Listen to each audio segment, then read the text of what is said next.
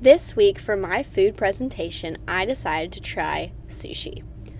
Sushi is a dish that I've always wanted to try. However, I've always been too scared to order it at a restaurant.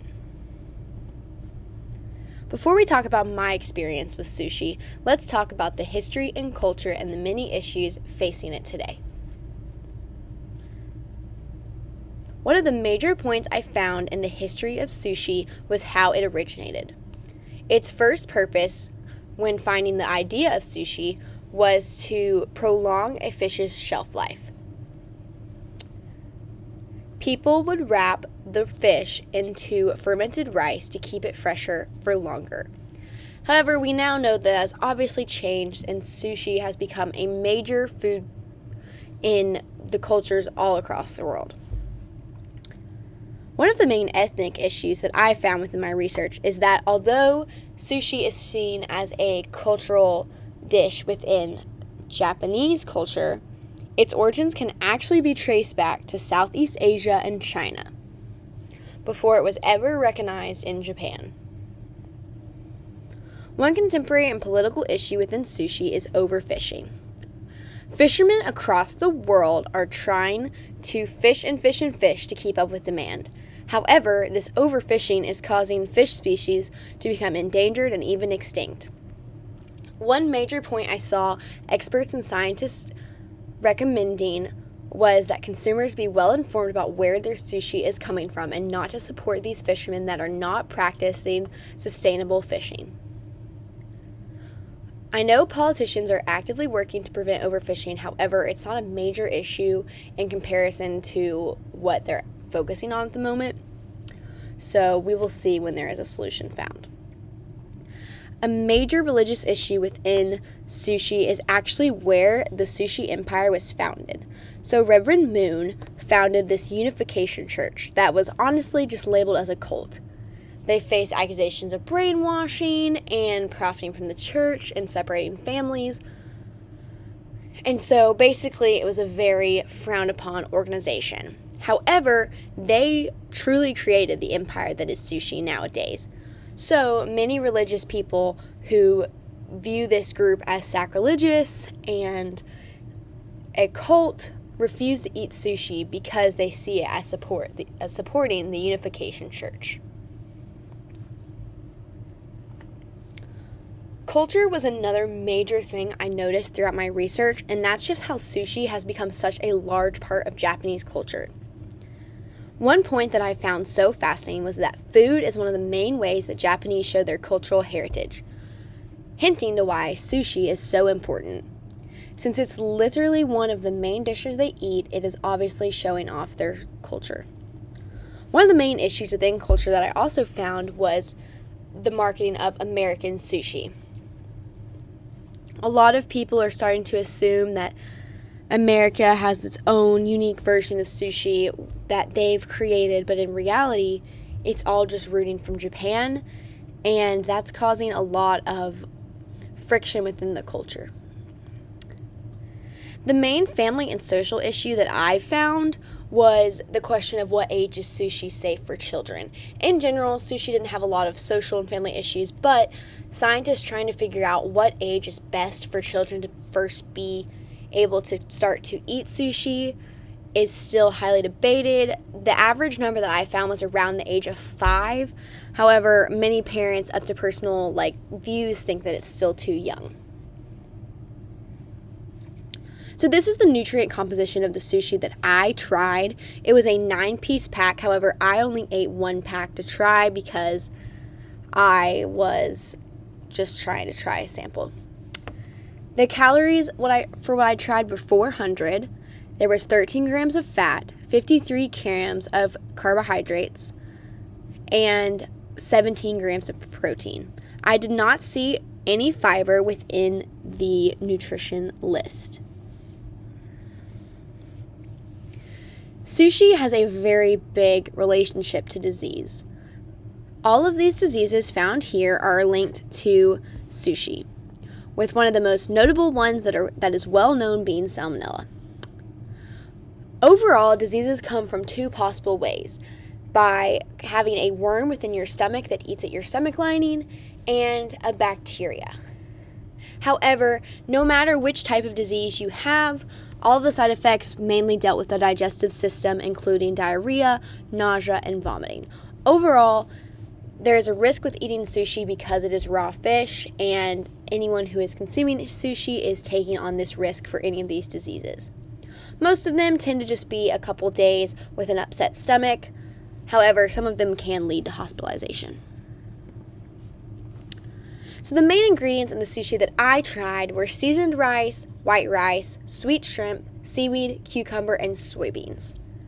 I believe that the ingredients are fresh because the sushi that I bought was produced fresh that morning, and I bought it around mid-afternoon.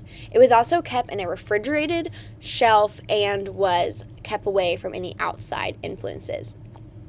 I also know the ingredients are fresh because it is raw seafood, therefore it has to be kept fresh, because if it gets someone sick or it has to be recalled, then obviously that's a big problem for the grocery store, etc.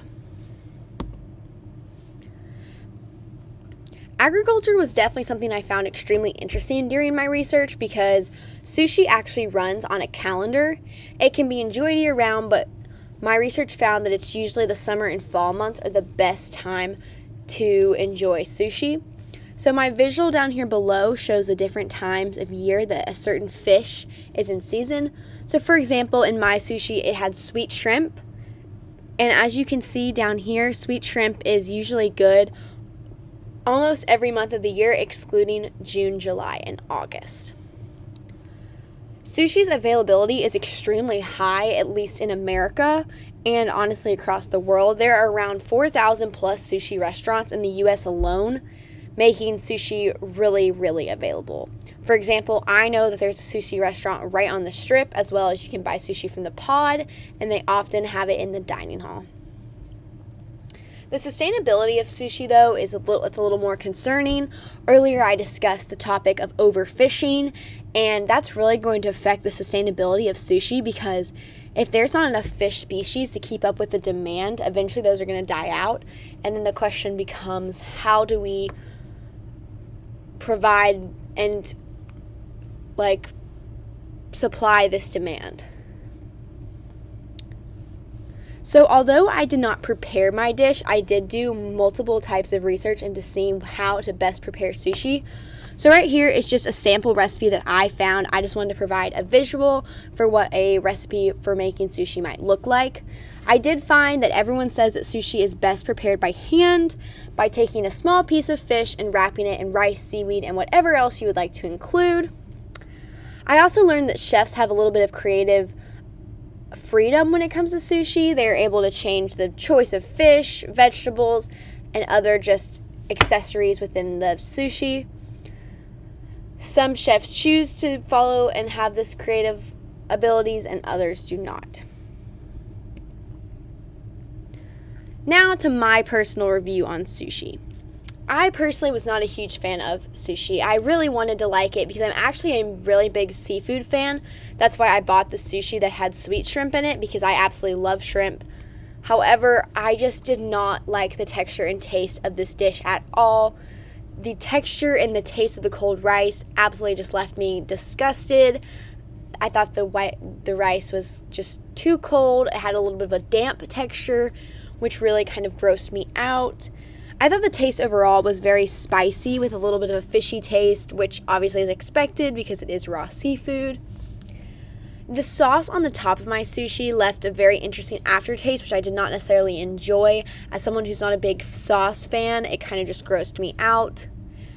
And overall, when I was looking for unique ways to eat the food, I really didn't find anything at all other than what I already knew previously, which was eating it with chopsticks or by hand.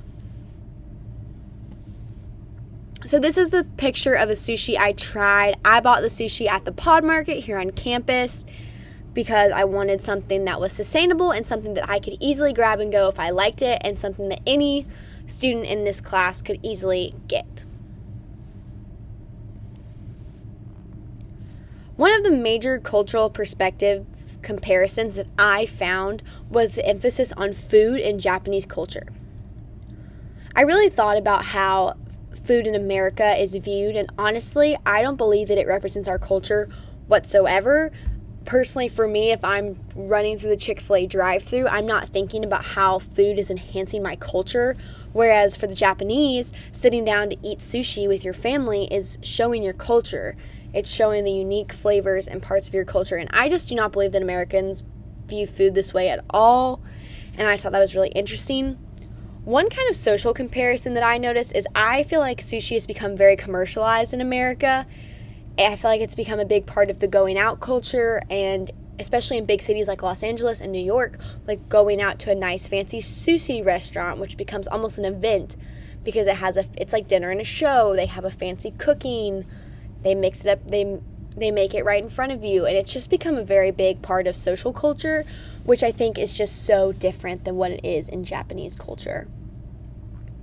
And overall, I think Americans try to bounce off of Japanese culture with sushi. Like I talked about earlier, the idea of like American sushi is becoming more and more predominant, when truthfully, like, there is no such thing as American sushi.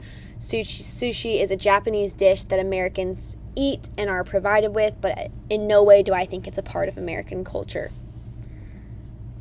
And these are my references.